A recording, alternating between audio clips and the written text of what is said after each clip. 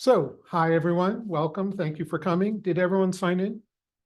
Oh, we're auto recording, Give you a so, thumbprint.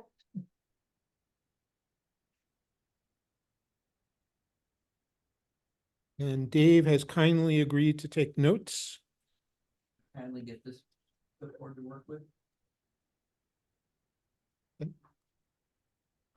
So let's get started. Is this yours? No, that doesn't seem fair. So, not very interesting agenda. Oh, why are you doing this to me? Meshtastic. Hey, Drew, do you want to mute? Yeah, sorry. Thought I had that muted. And welcome, Jim. So those are our two remote people. I forgot to bring the high-tech handy-dandy little microphone. So I apologize to the remote people if the audio is not great. Bill was supposed to be here doing it. He had a personal emergency, so I am virtual Bill for the organizational stuff. So just a reminder, no meeting in June. And there'll be no meeting in November. Anyone who hasn't paid your dues and wants to join, see me afterwards. I am happy to take your money. We now have 6 people on the board. Larry, who we thought was going to be moving to Sonoma, is going to be here for at least a while. So he's going to stay on the board. And that's the members who are there. And by the way, this whole slide deck is available online on the Ham Club Google Drive. So no need to take notes. Does everyone know what field day is? Anyone not know what field day is? Okay. So this is going to be acronym soup for a little bit. Every year, the ARRL, the Amateur Radio Relay League, which is kind of a public service organization for amateur radio, has what's called a field day, which is a chance to go out, operate, try to make contacts, and most especially introduce new people, either people who are new-ish or people who aren't even hams yet, and show them what it's all about. Field day is the 22nd and 23rd of June. We're proposing, that anyone wants to do a field day, go to the FARS field day. FARS is Foothill Amateur Radio Society. Thank you. And they are going to set up at Maryknoll, which is just down 280 from here. And so they have a giant setup with many stations. They have a barbecue on, I think, Saturday. More stuff. We'll put out more information, or at the very least point you to the website. But you can either just show up and see what's available, or you can make an appointment to operate, or whatever you want. But it's a great, if you've never tried to reach people, not on your HT, but on, HF, and try to reach other states or other countries, this is a great chance to just see what it's all about. And then you can decide if it works for you or not. But at least you will have seen it. You don't need a license. You can operate under their license, but the whole point is to show people, how to operate, basically. As a hands-on-ish kind of feel what it's like. I feel like I'm overstressing this.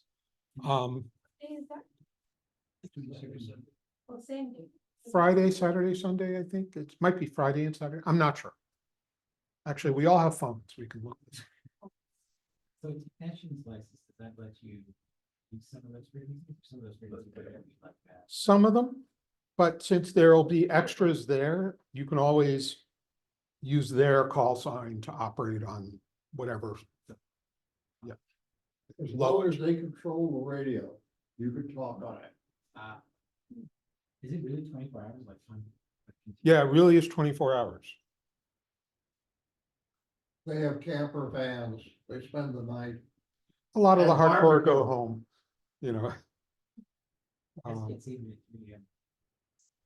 So 22nd and 23rd is Saturday and Sunday. Yeah.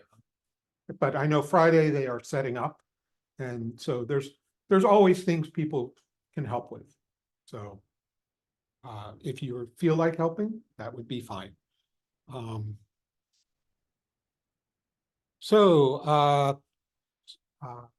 annual tradition of the ECC, which is the organization that predated this one, was a December ham bake. And Drew, who is on remotely, who I am going to try to drag on screen and make visible.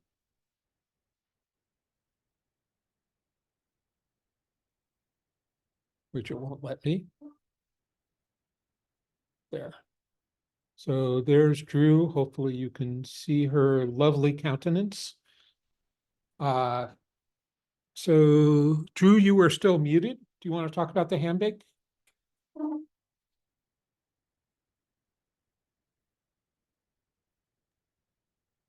Can you hear me now? Yes, we can. All right. Hey, good to hear everybody. And sorry I didn't make it in person. I had a little setback here, so I'm kind of laying low for a couple days. And my other setback is I have to fix a 300-foot sewer line, which is contributing to my sense of not well-being. But other than that, I'm doing fine, and I'm glad you guys invited me to this. And by the way, Neil, who do I send my $5 check to? You? Yes, although we don't have a good way of cashing checks. So we can Don't have check to. afterwards, and we'll work out something that works. Okay, I can work it off. Okay, we'll work it out. Yeah, so we had a tradition of, let's see, we were in business as the ECC for 20 years from, I think it was 2002 to 2000 and whatever, 20 years adds up to 22. And we had a lot of fun and good outings and things like that. But the thing that was the big plum of the year, or ham of the year, I guess you call it, was the annual ham bake. And I think, I don't know, is Bill there yet? Bill, Bill had a personal emergency, so he couldn't make it. oh, okay, because he had us, he and I had a modification to ham bake. It'd be ham bake revisited, or ham bake, I don't know. We came up with something that was special, but right now it slips my mind. But give me until December and I'll figure it out. So we'd like to, I don't think we, as I understand from Neil, we don't have a particular date set for this, but I said that, yes, I'd be happy to help reinstate the ham bake. I know there were several people that thought that that would be a good idea to maintain that tradition, and I hope you agree. And if so, my sense is I could use like a couple of people as if we had sort of a 3-person team. Bill had volunteered. I'm not sure whether you know, his situation is whether he can maintain, but if there's a couple of people that would like to participate in getting ready for it, I'd you know, I've got a nice deck and a porch, and we're up in the hills, and hopefully the sewer will be fixed soon, and then you know, we could get together and do some planning, but it doesn't have to be like right away. Basically, the town in the past, and I don't know what their stipulation is now that you're a club, but they had contributed, you know, and financed the turkey. And I think like not alcoholic drinks, but like soft drinks, waters and things like that. The rest was sort of potluck, and we had some wonderful contributions from wonderful cooks in the group, including Neil. His great foods that he brought.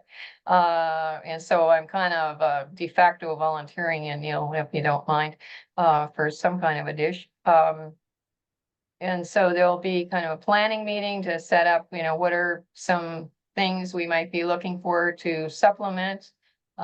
Usually there was somebody who volunteered to decorate.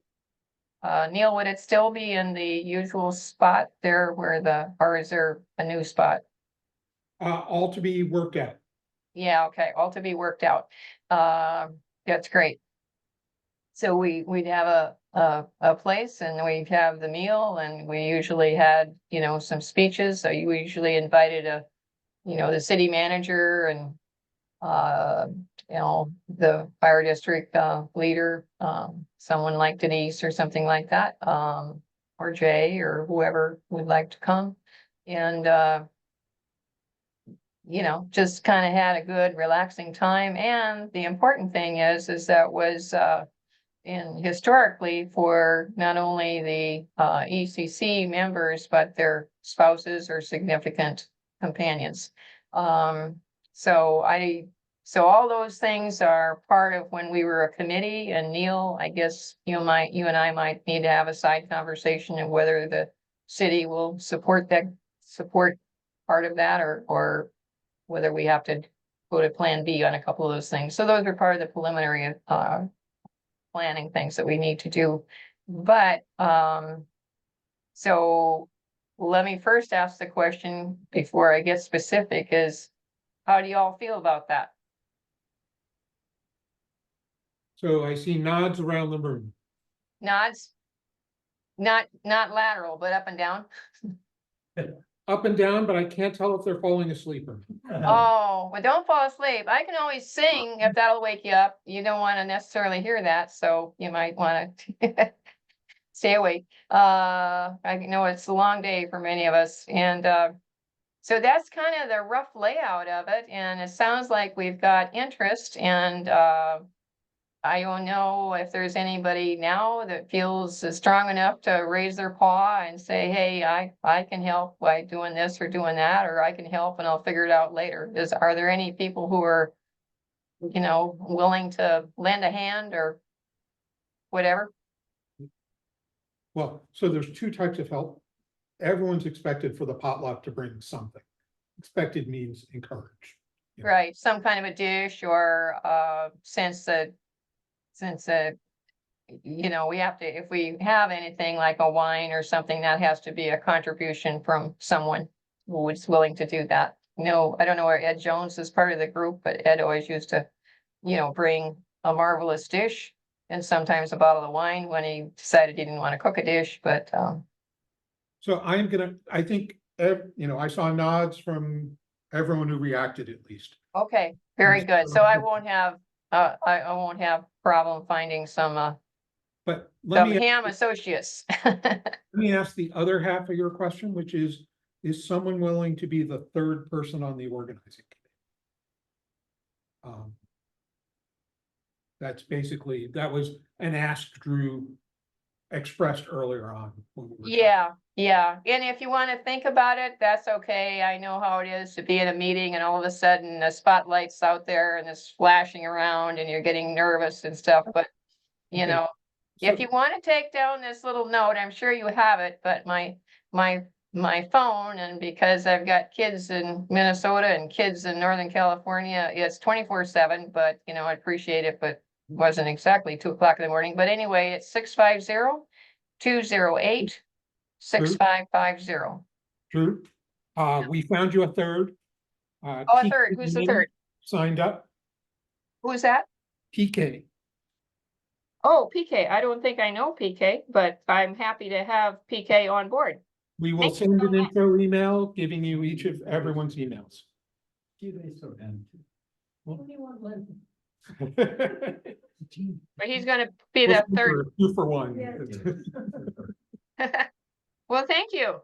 That's wonderful. That's wonderful. And I look forward to working with everybody. And if anybody has any additional thoughts or ways to make it additionally special for all of us, why feel free to get in touch with me. Neil has my email, I'm sure you all do, but Drew Anderson with no O at AOL.com, DRUANDERSN@AOL.com.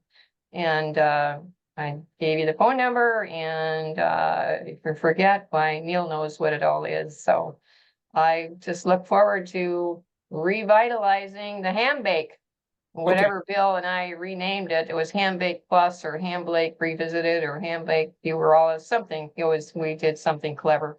And so I'll share that in a further meeting. I guess you're not meeting in June, is that correct, Neil? Correct, no meeting in June. Okay, so maybe and it's the fourth, Tuesday of the month? Correct. Okay, so sometime in late July, okay. So Drew, thanks so much for taking that on. You asked Sure. about financing. We got forget what it was $1,000 slush fund, budget from the town, Oh, okay. some of Oh. which is meant to be used for this. Yeah, it isn't really very, from an output standpoint, maybe a few supplies, for turning the room into a colorful delight, whatever room we end up in, but, and then if I can find, or if you got a contact at town, or I don't know who would be the official person to ask whether the town would be willing to We- foot we- the, foot We the already turkey. we already brought it up with the town and they said, okay. Oh, cool. Oh, that's wonderful. Okay, well then we all ready for a party here. Okay, well, thank you, Neil, for inviting me to give you that overview. I hope that was adequate, and it sounds like we're ready to roll. So, Okay. all right, back to you, Neil. So Bill has an item and he's not here to defend it. I'm not sure exactly what he wanted to talk about. We talked about Arden last month, was it? So the question is I think he wanted to see if we can go to the next step and see, just like we're doing with Meshtastic, which we'll talk about a little later, see, if we set up 2 antennas or N antennas, how well can they communicate? And so I don't think he has a strong, strict, A to Z agenda, but he's interested in seeing who's interested. I'm interested. Okay, can you? Yep. Take hands down? Where's the hardware? Well, you're either some of it's dirt cheap, like $30, cheap enough to not matter. Volunteer. Volunteer. And I have a couple of nodes already. I like hardware. Okay, are you catching everyone who's? Trying to. Okay. Squeeze in. All right, Okay. I'm sorry, I don't know your name. My name's Eric. Eric? Eric with a K. Last name's Brian. And finally, something you don't need a ham radio license for. And Neil, question about her call sign, K6LAD. Is that her call sign? Yes. Q or Z say something else. Okay, Q or Z. So, sorry, that's what she's been using for ages, so. okay. So Q or Z. Okay, so we talked about radio room and took names last time, and I think Bill wanted to have like an organizing something afterwards, so if you just hang out after we finish the presentation, we'll go talk about concrete next steps for the radio room. And this is based on, this last one is something I added after a meeting today. If I say EPRC, does everyone know what I mean? So that's just for that, you have to be secretary in another year. The Emergency Preparedness and Response Committee, it's basically the town committee that took over many of the non-ham responsibilities of the ECC. And this committee is the ham stuff. So the EPRC has suggested, passed a motion, whatever, that the town should get a Starlink. I'm going to keep this really brief, but it's basically, almost everything works better if you have internet, for responding to an emergency. It's not that you can't at all, it's just painful and slow and, and more mistakes get made. Right now, the town has 2 and soon to be 3 terrestrial wired ISPs, which is actually a really good answer. The problem is they all have correlated failure modes. So They have what? correlated failure modes. So, if an earthquake opens up a crack in the phone, and the telephone poles fall down, they all go away or could go away. The nice thing about Starlink is it can fail also, but almost all of its failures are uncorrelated with how all the landline stuff will die. I'd say that, now that they have three, though, we were really strong for getting Starlink when they only had one, which is when we first started talking about this, what the situation was. They've gone from 1 to 2 and a roadmap for a third. The other reason to get a Starlink is it lets you have internet anywhere you want to go set up. So if, for example, we lose power for a long time, right? They might tell CERT, go set up a generator to charge cell phones at West Wing Barn. And then we can set up Starlink so people can have internet there too, or something like that. And so it just gives you flexibility. So the uncorrelated extra internet and the ability to deploy it around the town for emergency use gets me over the hump of it's worth the town's money. And the EPRC also had that position, and we pitched it to Peter today. And I think he basically said yes, but next fiscal year, which starts July 1, which is fine. It's not that far away. Yeah. And but the other part of it is he had an absolutely legitimate concern, which is, so let's say we get this, right? And let's say an emergency happens, and let's say it happens 2 years from now. Who's going to know how to set it up? Have you set one up? Okay. But I having tried to get brand new people who've never seen it before, right? If you've done it 2 or 3 times, then it's a piece of cake. But the first time trips people up. And so what Peter suggested, and I think is a fine plan, is can we get people in the volunteer community to also be trained, as well as a couple of town people, so that we have a wide community of people who have done it before, know how to do it, and can be asked to assist in an emergency. So, so I guess at this point, it's time to take names. We had a couple of Starlinks set up with the Arden from a single point out to the reaches of the town. You got a whole disaster of internet right on the spot. You could set that up in probably 10 minutes. Granted, we could all. Well, or we could just leave it up. You know,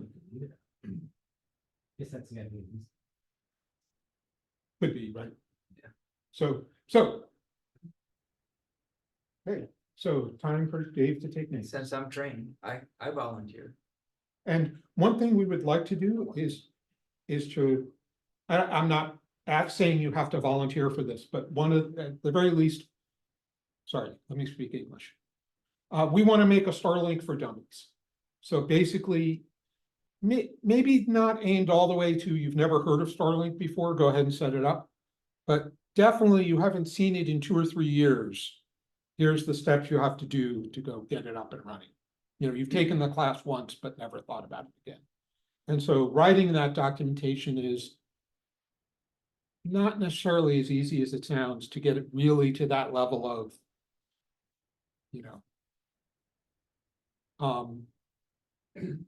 so that's one of the deliverables I'd like to make. And we have the exact same issue for CERT over at the trailer, the ARC. We want, right now, there's 2 or 3 of us that know how, I would have confidence could set it up. And I want a bigger community.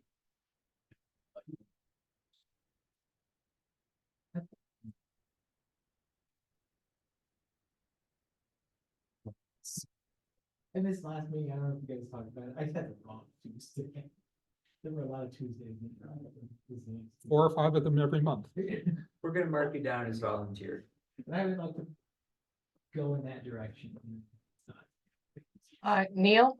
Yeah, You guys are a little muffled, but just basically, I'm gonna play the dummy and can you give me like 25 words or less? Starlink is a wonderful thing that does what? provide you internet via satellites. Okay. Is that enough of an explanation?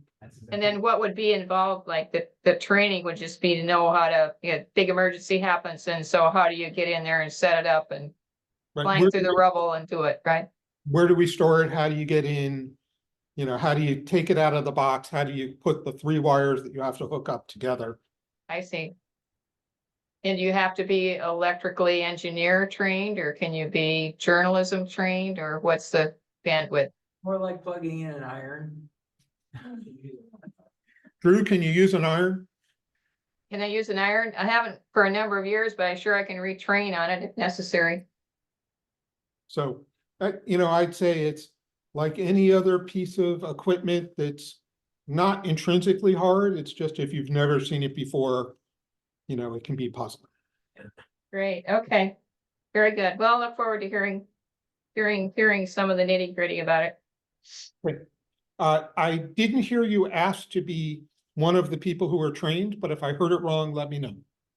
She could be. I one- wouldn't mind sitting in on it. I always like to learn new things, so Good. let me know. I'll see how far along. I don't know when you're planning on doing it, but Okay, for the next few weeks, I'm gonna be tied up with the dumb sewer system, but other than that, I'll hear. Dave had a suggestion, which I would love if it resonated with you, which is you could help us write the documentation, because Dave or I write it, it's gonna be 10 towards the geeky, shall we say. Okay, well, remember, my background's journalism, whatever you can say in 25 words or less, right? So. No, I'll be happy to help with that. Excellent, thank you. And Mira said she would also, thank you. Okay, that's it for that slide. Any questions before I move on? Okay, sorry. Anyone else want to sign up for that before I'd say if you can make it through medical school, you can probably sit up and start with. Oh, okay, oh. A lot of equipment, Sorry, they use RF to burn. easy. So, now to the featured presentation. So Meshtastic. So you all, maybe not, many of you heard the Arden talk, right? Which is also a ad hoc mesh system, aimed at, you know, megabit to 100 megabit. And much more expensive equipment, not super expensive, but, you know, an order of magnitude more expensive than Meshtastic, and more power hungry, and, you know, aimed at a different spot, basically, and with antennas that are this big. Meshtastic is another mesh system aimed at a different place in the functionality. It's aimed at text messaging and communicating location information, I'd say, are the 2 things that it's focusing on right now. And it's slow speed. It's like 1 kilobit a second. Yeah. And you know, I'm gonna, again, I'm trying to keep this to 10 minutes, so I'm leaving a lot of stuff out. But that's kind of what you can expect to get. But for text messaging, 1K is fine. And for being faster than sending things via voice, 1K is wonderful, right? It's, as you can see, we have show and tell over here. The devices are tiny. Most of them, they come in all sorts of things. Most of these are the more expensive side, and more expensive meaning more power efficient typically. There's ones that are as cheap as $20, which are not power efficient at all. And it all depends on which processor you're using for most of it, and whether or not it has GPS. I can make the list go on, but you add more features, it gets more expensive. The software is free, it's open source. There's several thousands to tens of thousands of people who are using it. They have a, let me step back. If I say APRS, who knows what I'm talking about? Okay, so it's a ham radio thing, automatic packet relay, reporting system. So thank you. And it's also aimed at text messaging kind of thing, only using ham radio instead of free software. But they're very much in the same space. It's, you know, dozens to, you know, 100-ish people, not tens of thousands that can see each other. But the key thing that APRS has that Meshtastic can also have is the ability to, if you have a node that's connected to the internet, it can forward it to a website. And now everyone in the world can see what those messages are. And Meshtastic has the same kind of thing. So you basically, the idea is you have communities and then you can link those communities together. And it's not trying to be a global network, it's trying to be the internet, it's trying to be 100 people kind of stuff. It's all the hardware, they don't do hardware, they use other people's hardware. This is based on a technology called LoRa, which has been out for quite a few years and has gotten very good adoption. The level 1 and level 2 is all LoRa. If I say ISO 7 levels, you either know what I mean or you don't. If you don't, I'm just going to move on. And then they have their own protocol for the mesh and for the applications that run on the mesh. So it's mid-distance. In our testing, we very reliably got, well, so I think of it as line of sight. Dave was talking to someone on Mount Diablo from his house, but he has direct line of sight to Mount Diablo. So that's maybe 25 kilometers. 38 miles. I looked it up. Oh, okay, so 50-ish kilometers, Is that from module to module, or is that from the phone to the? module to module. And then, but if you have what we found in testing is like you can be over one hill. It runs at 900 megahertz and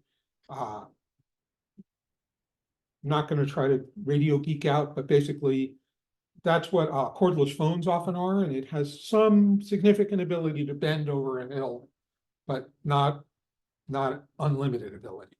So as we were testing regularly, a few of the stations will not have line of sight, but still be able to communicate.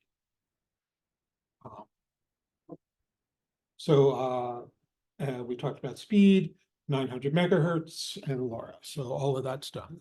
You know how big the packet size is? I do not. I think it's actually flexible, depending on how long.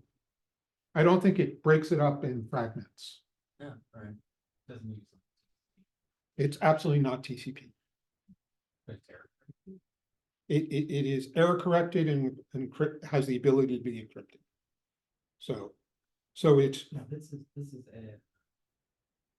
an open trade, right? No. ISM, so yes, it's not ham radio. You can use it in ham, so like so many things, you can set ham radio mode that turns off encryption, but you can go higher power. This is my point about encryption. This is completely in space and can be encrypted. That's right. Violated. It's actually, the story is identical to Arden, right? If you stay limited to part 15, which is the industrial, scientific, and medicine, forget what the M stands for. You're welcome to encrypt all you want, but if you're at the higher powers that you're allowed to do as a ham, then you have to obey the ham rules. And it has a ham radio mode you could set if you wanted to do that. So most of the interactions that you're going to do with it is from a computer or phone. So all the ones here, except for Dave's, has a display. So you can see the messages that went on. It's very useful for debugging. But most of the time, and people are welcome to do this after the meeting, or even now if they're tired of listening to me, is to download the Meshtastic app, which is in both app stores. And then you can just connect up to the radios and go and give it a try.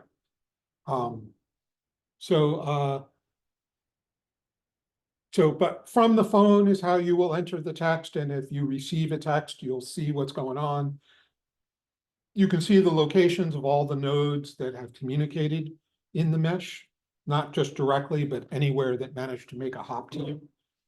You can see battery levels, you can see GPS things. There's a built-in map that shows you, for those that have managed to have GPS, where that GPS location was. Yeah, question though. Can you set up a repeater for mesh? That's my very next point. Okay. go ahead. So actually the point after that one, Before you get there, who's the phone talking to?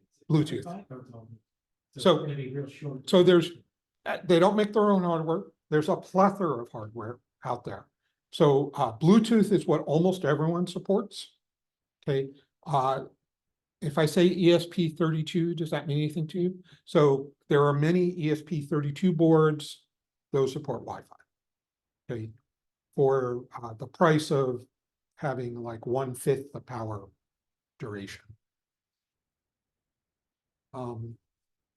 So I'm going to say there's two key concepts to understand.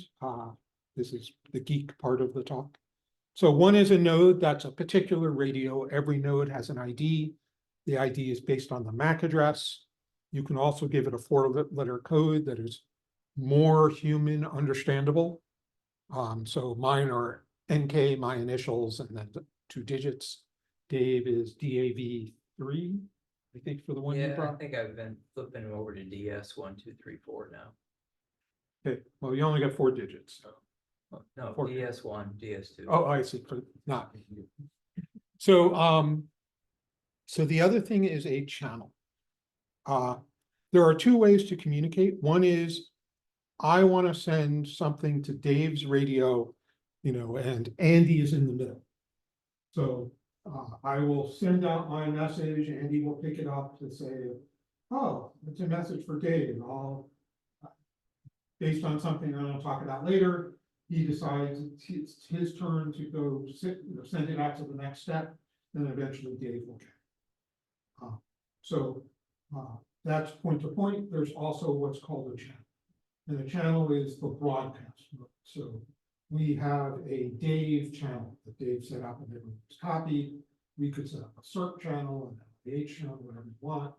The key thing about channels is everyone within the span of the rebroadcast who see it, sees that same message. And you can respond to it also. So think of it as group chat. Get me pretty close. And every channel has a separate encryption key, which you can optionally use. And the last bullet is the other one I said. And you asked a question that I tabled about rebroadcasts. No, PK asked about. Oh, I'm sorry. Yeah, a repeater. Repeater. Mode of operation. Yeah. So let me see if it's on the next page. I thought it was on this one. No. So let me talk about the routing algorithm very briefly. There's 2 types of nodes, basically, and the only difference between them is really the rebroadcast rules. So there's what they call clients and what they call routers. So the idea is routers are conventionally, nothing in the software enforces this, expected to have, better battery, more range on a higher hill, whatever. And they have tuned the rebroadcast strategy so that routers preferentially will send packets. And then if no router does it, a client will. And I'm being a little rough and ready on what the rules actually are, but that's what it's attempting to achieve.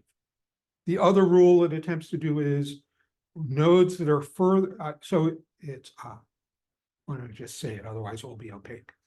So all of this stuff works by, if you receive a packet, you wait for a while before you retransmit. And the length of time you wait is driven by, are you a client or a router? Routers wait less. And what was the signal strength of the received packet? And the lower the signal strength, the less time you wait, under the assumption that you were further away.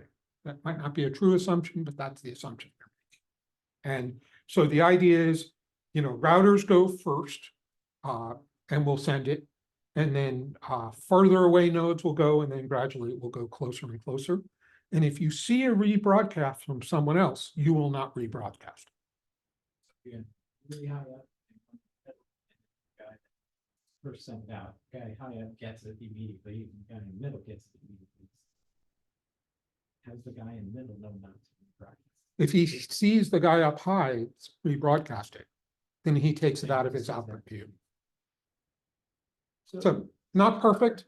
There's a hidden node problem, which is hard to deal with, but this is the strategy of how they do it. Coming back to license, so Meshtastic does not require license. But if someone decided to use, let's say, 8 watts or whatever power they want to use on the repeater, that has to be a licensee of some kind, right? Only they can broadcast with that power, or is it?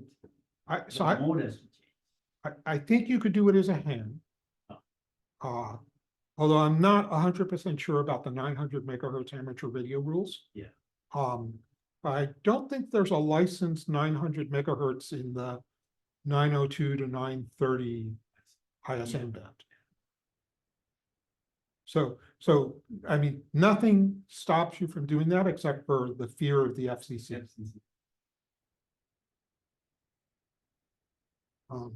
I say if you were causing interference and breaking things, maybe someone would hunt you down, otherwise no one would ever know. Want to mention hop count? Limited to 3 hops. Although that is settable, that's a configurable parameter. Are there expression points? So if to receive the message, I don't know, you're gonna talk, to get the to get the message on your phone, you have to be within your Bluetooth connectivity of the device. So if you're not, and hey, I'm at the movie theater, come meet me by 1, and now it's 2, and somebody comes, is there a way to add like expiration to these things? So if somebody hasn't received the message. in the It's device- stupider than that. There's limited memory on these devices, so they have configured it. You can recompile it if you have more memory on your device. They store the last 30 messages. So when you reconnect via Bluetooth, it will give you up to those 30 that it's remembered. And Real simple. very simple.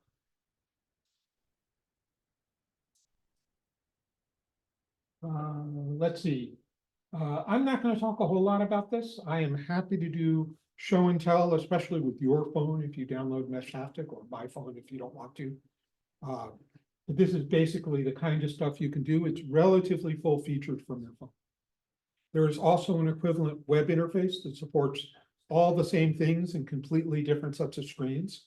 So you have to relearn where everything is, but you can use your computer to do everything I'm talking about doing with your phone, just differently. You would have these, it's all, like if I wanted my own network, you want your network, who wants this network, we can all be in the same place at the same time, and you can ignore your messages. Well, so that's the channel notion. That's the Okay. plan. Okay. It's a symmetric encryption. So we all share a key and that creates a channel. I encrypt with the key and it gets broadcast every place, but only people who have that key are allegedly allowed or able to decrypt. So if you pass a key. Now, can you in fact overload that network? Yeah, sure. Yeah, so there's 2 different issues. So yeah, I mean, if you were wildly successful and everyone had 100 radios, right? It will break down. One thing that hopefully I'm not hallucinating this. I believe the rebroadcast stuff will rebroadcast even things that they don't have the encryption key. That's true. Well, actually, it's a configuration. You can either do that or not do that. Okay. So And when you buy these things, we have to go put your flash it with the MS-10 or. yeah, so you can buy it with Meshtastic on it already, but that's almost always a very old version of it that they burned in. If you've done much embedded work, and it sounds like you've done some, I think they've done a really nice job of making the administration end user doable. So they have basically a web page. It only works in Chrome because only Chrome has the right bits to let this work. But you can basically flash or factory reset, it from the browser. So, and you can also do it from the command line if that's your religion, but I usually do it from the browser and it really just works. For me, So yeah, I wouldn't want to start from scratch. They've built a lot of infrastructure that deals with a lot of the really hard stuff about embedding stuff. I think I talked about this earlier, very early. There's basically 2 processors that everyone's using. One of those 2 One is the Nordic Semiconductor NRF52. That does not support Wi-Fi without a separate chip. And then the ESP32, of which there's many variants of ESP32. Most of them have Wi-Fi and Bluetooth, but they last, 1/5 to 1/7 of the time for a given amount of battery. So with like an 18650, it's the difference between a day and a week.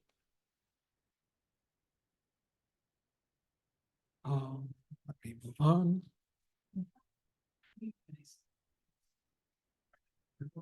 You really unplug and put in places.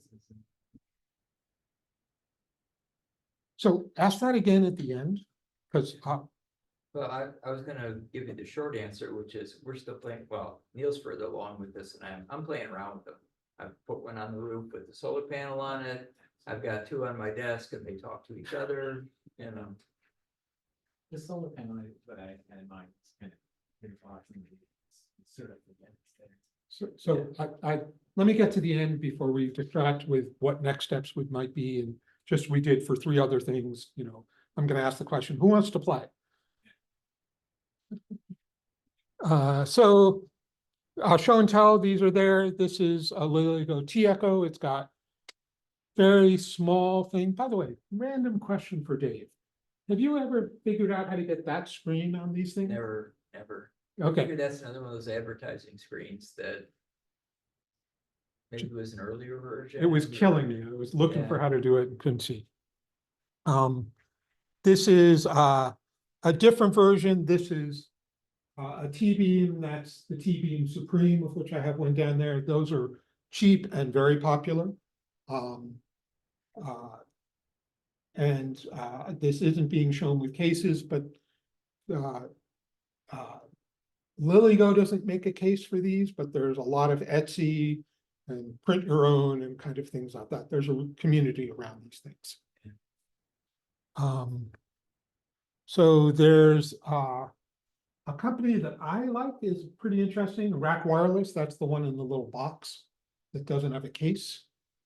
And the interesting thing about them is they have battery input, solar input, GPS is one of these blocks here, and then you can put other things like weather or serial or whatever. You can plug a display in. They have, if I say e-ink, does that mean anything to people? So the key thing about e-ink is it takes no power unless you're changing. So the LilyGos have e-ink screens. And so if you're trying to get something really, really low power, e-ink is very attractive. And then they have announced, but aren't shipping for another few weeks, basically an enclosure model of this, where they take all of this and a display and put it together and put it in a box. And this is especially good for, like Dave's thing, only hopefully with a bigger solar panel. If you wanted to put the thing on a pole or in a tree or up high, right? This is a very good thing for that because you can put in a weatherproof box, an antenna out one side and a solar panel out the other. It'll be in good shape. Does this also have Wi-Fi and Bluetooth? Only Bluetooth. Only. But the idea is if you're putting on a pole in a tree, you're really not talking to it,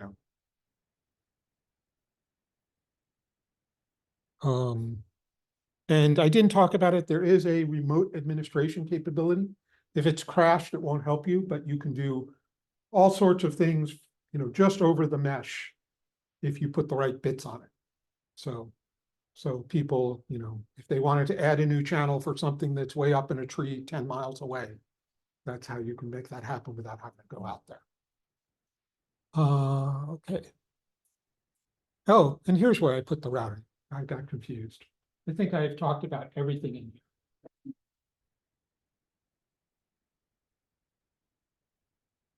here. So here's where I think it's pretty good. It's got a couple of apps that right out of the box. And it also has an extension system. So it's been used a few times, and I'll talk about that, I think on the next page, where on the module itself, you can always extend it on your phone or on a computer or a Raspberry Pi. putting whatever app you want that uses this as a transport. But they also have the ability to have package code that you load onto the ESP32, to do custom things, and there's a fairly long list of modules that people have made on the Meshtastic website.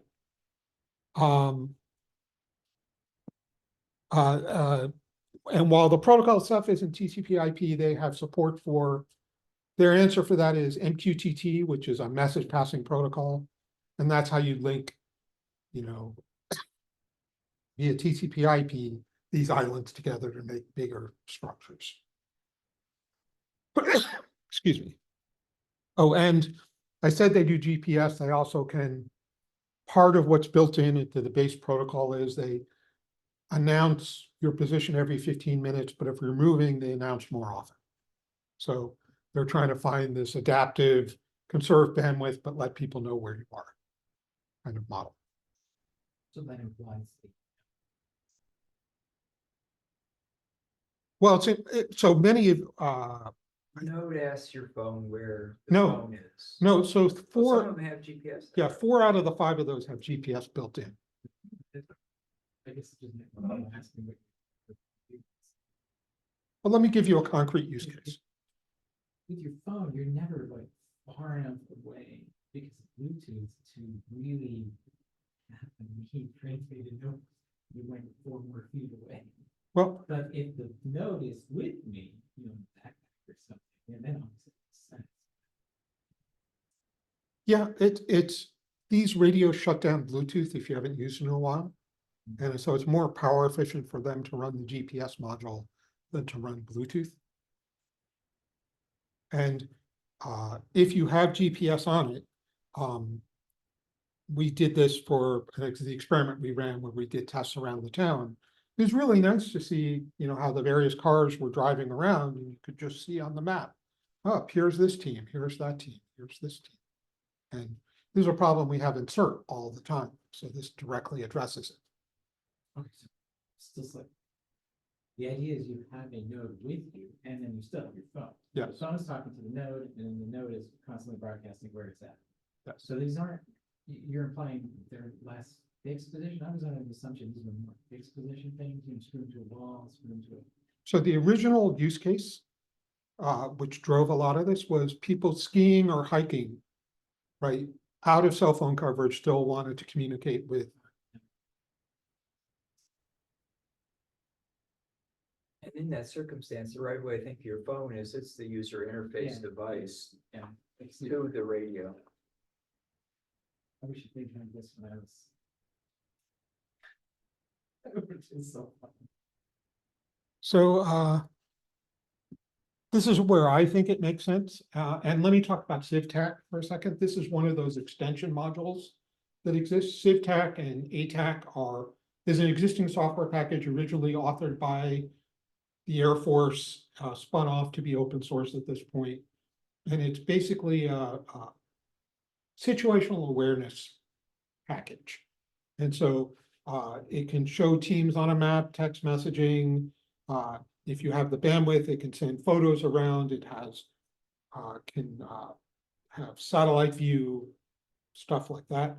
And so they can use Meshtastic as one of the communication channels for connecting teams together. So a lot of it duplicates what's in the base software, so I'm not sure what the full set of things are, but they have very nice pictures on their websites. And then the other thing, which I'm not going to talk about a whole lot, but we've talked about it at the EPRC for a while so there's an emergency, right? Maybe our use case is fire coming. You can't see it yet, but they've done an evacuation. How do we tell people about it? We can talk to their phones, not everyone has cell coverage. We can, send out, something on KFJC, which is the official channel you're supposed to tune to. No one tunes to KFJC. It's Call you on your landline. so one thing we could do if we had good coverage of the town for other reasons is we could have put a box in your house that kind of goes flash, flash, makes a loud noise. And we had originally thought about that, but it's hardware development. Hardware development is hard and expensive, and so there's this guy doing Loreline, and I forget his name, but Harry, I forget his last name. okay, who was in Sonoma for the fires. And got his attention, and he has funded, you know, the building of both a router and a base station, basically, you know, a thing that you put in your house that makes noise and lights up. The downside is it's not Meshtastic, it's some proprietary protocol that he's not sharing at the moment. But it is using LoRa. It is using LoRa as the underlying. I mean, there's a lot of overlap for the use cases.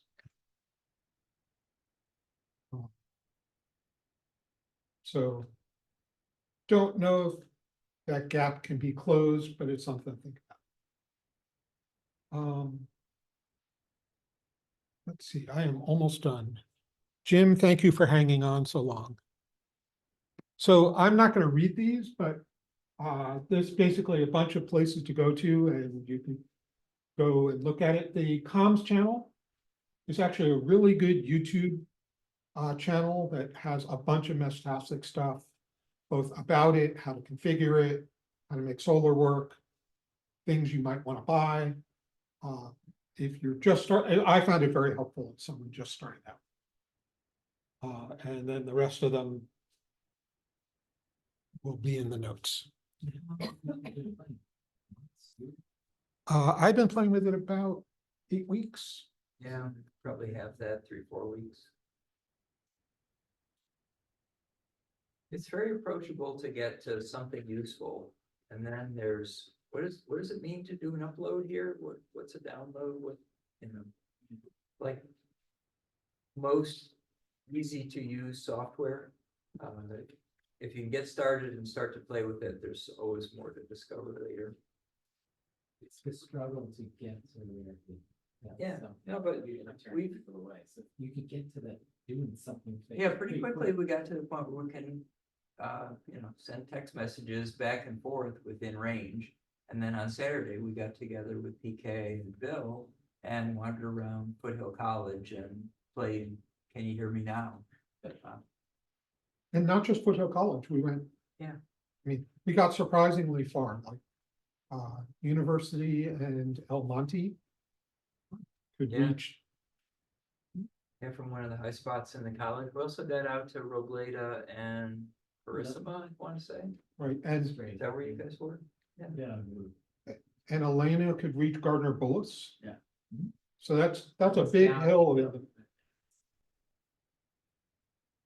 So that's what you know, I should never be optimistic, I know.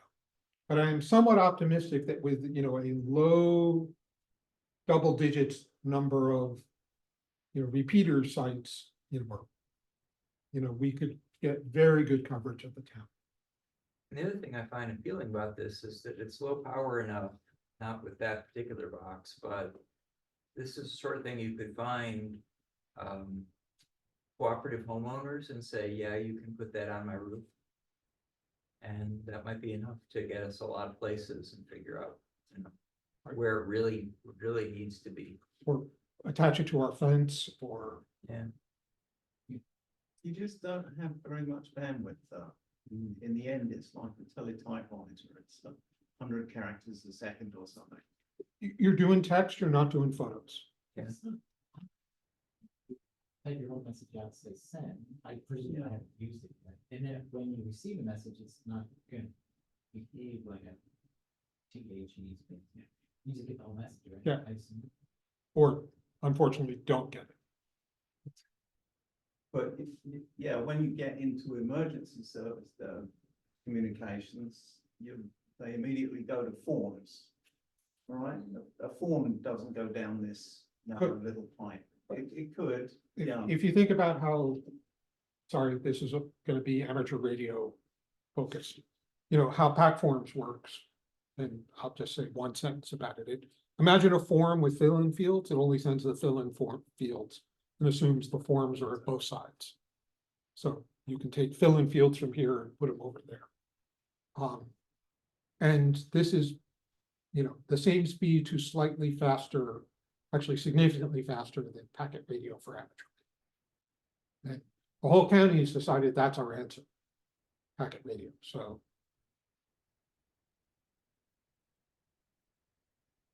Very impressive the way it works. The first time you see it, it almost amazes you that such low power.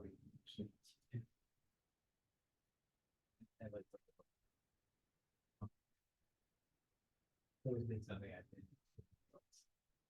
So.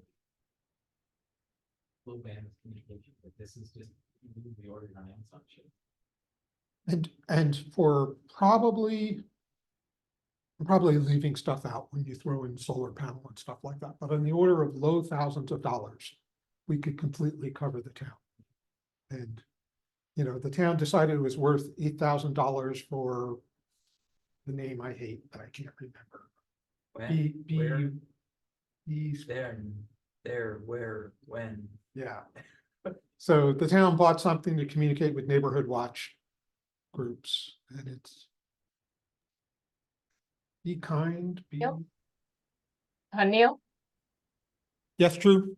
I'm sorry, I'm having a little trouble hearing, but I have a couple of minimal announcements related to neighborhood watch and to Firewise, when you're completed with the current thought process. Could I interject?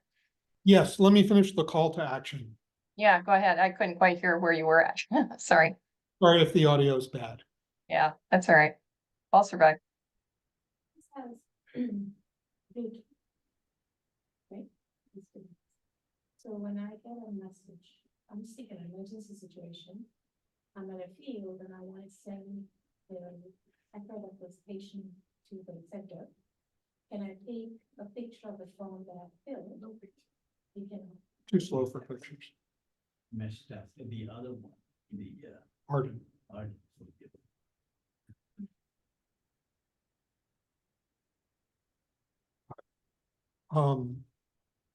Okay, so call to action. Just like we did twice before, let's do it again. Who wants to play? That was a strong yes. All right. I just wanted to see what. Eric, Which one you buy. Figured you. So And from your guys' experience, is there a preferred one to? For my first one to. I like the Liligo T echoes. That's the white ones. The white. But they don't come with a big antenna yet, but. I had to buy the big antenna. And batteries, everything's, it's all in. So that one was very, very easy to get started on, and it has an NRF 52, so the battery life is reasonable. It's like a day. It's not long, but Well, and it does work when you've got external battery plugged into it too. I've been working, so I have an old phone with a mostly dead battery and an external battery. I used to keep the phone going. And so I've got this ugly dongle of the Go, the phone, and the big battery all flopping around, but that'll stay on for days. I'll nitpick a little bit. You need a dumb, if you're gonna power it externally, you need a dumb power brick, not a USB-C power delivery type thing. Because it only does 5 volts and it doesn't know how to negotiate. So, did we miss anyone for the who wants to be involved? And Mira? I'll do it. Mira? No, I got we got, I saw Duncan and Eric and you and me. Okay. And we'll Dragoon Bill. And did you put your hand up? Yes, I did. PK did also. Yeah, I got, And what do you think? What's the game plan? So we did a drive around, you know, we could do more of those, but I'm really thinking, let's find some houses, build some boxes, put some up. Okay. See what it gets us, you know. We won't get the whole town, but if we can just get those big points seeing each other, you know, we can at least see how far we got with some minimal information. So I'm thinking spend a couple $100. Set up your network, then I could potentially connect it to my phone without having that device. No, you would need, so all of these devices only talk to one Bluetooth device. Yes. Right, so the idea is, People plug on the front of their house, and you zoom on. but that's not, the Bluetooth, so the mesh part will talk all sorts of ways. The Bluetooth part is you're only talking one device at a time. For the phone part, but the assumption is, right, that I am close to one of these things, not I'm driving around town and when I get close to one of these things, I'll just connect my phone to it. The idea is, this thing is really closely associated with me. Are these router grade? These are the routers that were assumed to be more powerful than something else, which was. Why? Are these router or? Turned out that's just a software step. It's not a hardware difference. So in an emergency, do you use the Meshtastic net, walk around with this? I'm radio. So when you say an emergency, I'm gonna translate what you're saying. Is if I was using this for CERT, Yeah. we'd have this network of routers scattered around town, hopefully with good enough coverage, carefully not defining what good enough is. And then every CERT team would get it. And so, if you wanted to say, if we had an assignment for you, ideally, right, we would, you know, send you the assignment via the mesh, and maybe call you on the radio if you didn't acknowledge it right away, and say, we gave you an assignment, please check your phone. What's that? The term router would imply nobody is ever gonna Bluetooth to that device, and that client is the one that's with you, and you assume somebody's Bluetooth. That's kind of a way to look at the whole thing, so you set a few of these up on physical structures that all can sort of see each other.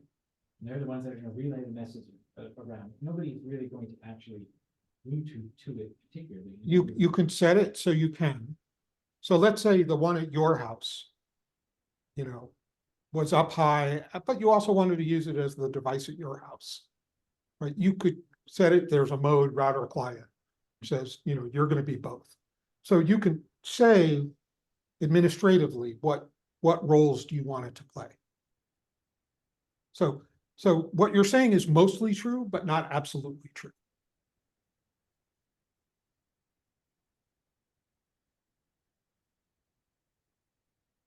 Hey. Yes, one more point. So if all the volunteers who have agreed now, do we put up these nodes at our places? Is that the plan? Or- I'm not sure, well, you're welcome to do it. I would focus my efforts on people with good coverage or filling gaps. Now, right now, we have no coverage, so. Right. You know, but you know, 100% improvement immediately.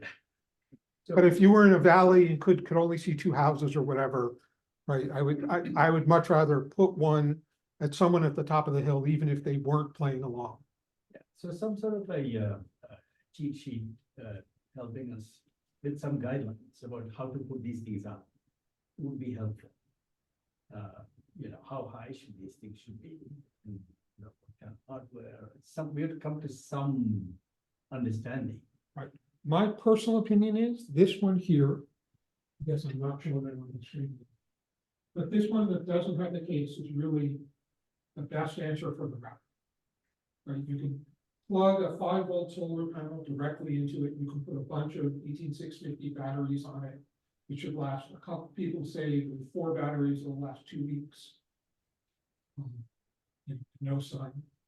And a 5-watt solar panel, which is like $20 on Amazon, is enough to keep it charged up. So that's, we want to prove that for ourselves, but that's the word on the street. A lot of this, I get the impression is you know, it's a hobby, which is a winking way of saying, you gotta expect that it's, you know, not a complete thing, you're just gonna walk into the store and buy one. There are more finished products than less finished products, but all of this stuff, you need to expect to get your hands dirty. Yeah. It just works when it works. Like all good radios. It's and I'll say most of the canned things you can buy, you know, prepackaged, just take, you know, just use it, are mostly aimed at the ones you carry rather than being a router. But that makes sense. Yeah, it's just that's where the market is, right? People are buying dozens of them to give out to their family, as opposed to I'm setting up an infrastructure. And the people who are setting up an infrastructure, it's connecting their barn to their house, to their well, to their whatever, you know, IoT-ish kind of things. Too far for Wi-Fi or too power expensive for Wi-Fi. You know, this is simpler for that kind of thing. That's where you see most of the stuff. People who are building a town's worth of infrastructure, few and far between. I haven't forgotten about Drew. Well, I hope not. But has anyone else have anything else about Meshtastic before I move on?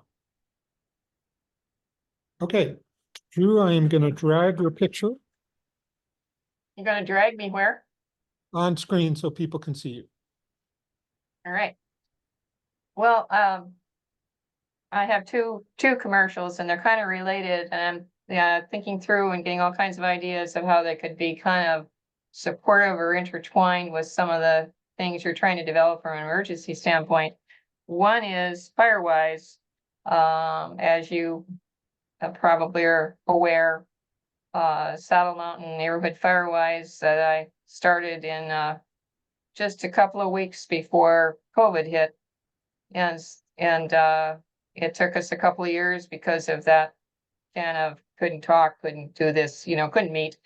But anyway, we finally got recognized in 2022. Now there are 5, you know, 10 little Indians. Now there are 5 and more to go. Dave is one of the latest ones. Congratulations. And so the Saddle Mountain community was a little battle scarred. We were the first ones through the front line and so we learned a lot in the process, and I highly encourage people who are in a community, either one already established as Firewise or whatever, to get involved, but there is room for more. Denise Gluhan, captain retired with the Los Altos Hills County Fire, is the person to contact, or you're always welcome to call me and get any little background on it. The second thing is I also some years ago got volunteered, I think by Carl, to be a neighborhood watch leader for Saddle Mountain. Saddle Mountain is now organized into where we encompass all of the new zone structure, and we're LAH 005. But neighborhood watch is might be, in listening to your discussion about these various communication tools, might be a way to experiment. We have a hill and we have flatland, and so it might be a good place to experiment with some of the things you've been talking about.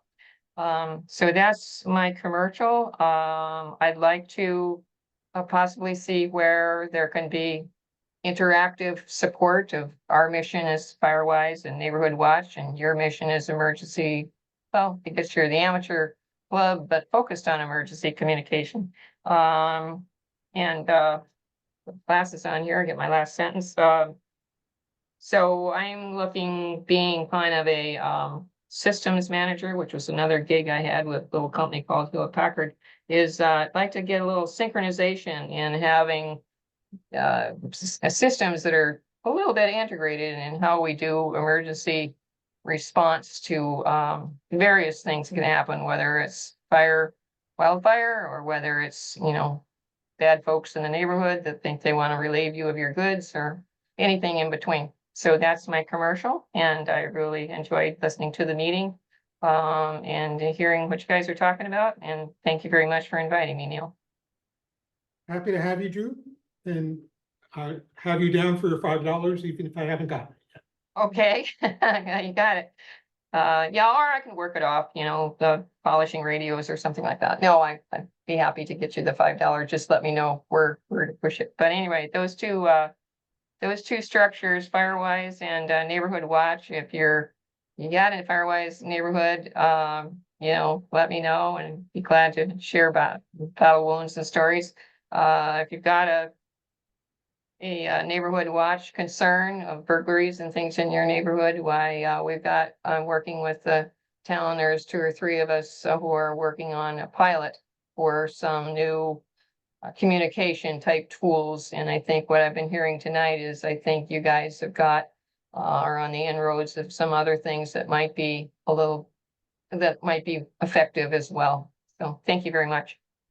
Okay, Can I ask a question? So if you want to start a neighborhood watch, if you reach out to Drew? Because I'm. Drew, did you hear that? No, I didn't. I'm sorry. So one of our neighbors interested in starting a neighborhood watch in our area. You might have to come closer. Yeah, as I'm hearing that there's a neighborhood watch in your area. We want to start one. Oh, sorry. Talk to the computer because that's where the mic is. Okay, yeah, there's what's his name? Rajiv, myself, and the lady, what's her name? She's a realtor, but she's active in her neighborhood area. And the 3 of us are doing this pilot, and we're working with Tim, who's on the staff of the you know, the town staff, and working out some pilot communication processes. So yeah, I gave my phone number earlier, 208-6550, area code 650. Or I'm on the roster someplace, and you know, be happy to chat with anybody who's interested. So if it's easier for you, I can always give me a call offline. Great, thank you, Drew. I'll do Yeah, that. sure. Yeah. It's a little hard to hear with the whatever. Yep, sorry, I usually bring a better mic, but I forgot it tonight. Oh, that's okay. You're allowed 1 mistake per year. And Jim, you've been very patient through all this. I don't know if you're actively listening, but I just wanted to give you a chance if you wanted to say anything. Oh no, I've been here through the whole time, been watching it. Thank you for the presentation. Given a couple different ideas, and I think I might end up dropping you an email. Because I see some nice parallel uses, especially in the CERT area as far as tracking where people are in the whole bit. So thanks for inviting me, even though you didn't know I was coming. And maybe we can work together as you guys flesh out what you want to do with this good stuff. I think we can do something down here on the flatlands as well, but it might be a slightly different approach. But we should probably have coffee sometime and talk. Sounds good. And you're gonna have a much easier time of it because Los Altos is much flatter. Yeah, we tried we've been looking a little bit at the Arden stuff. I've got an Arden node sitting on top of my roof that's pointed up to Black Mountain, and it's all connected into that stuff, and it works great. But it's kind of hard to get across town with that, just because everyone's got to have a view, and we don't. We've got 20-foot roofs and 50-foot trees, so it doesn't help very much. So Yep. this might be a solution for a lower volume, slightly slower connectivity type thing. So it was interesting. Thanks for the presentation. Glad you could make it. So I am gonna stop the meeting now unless anyone has anything else. Thanks everyone for coming, and anyone who wants to actually take Meshtastic on their phone and connect up, I'm happy to walk you through it. Bye, everyone. Bye-bye.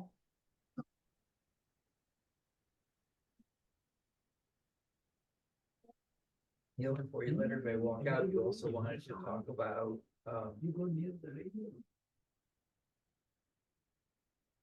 coming communicators, town communicators. Oh, right. If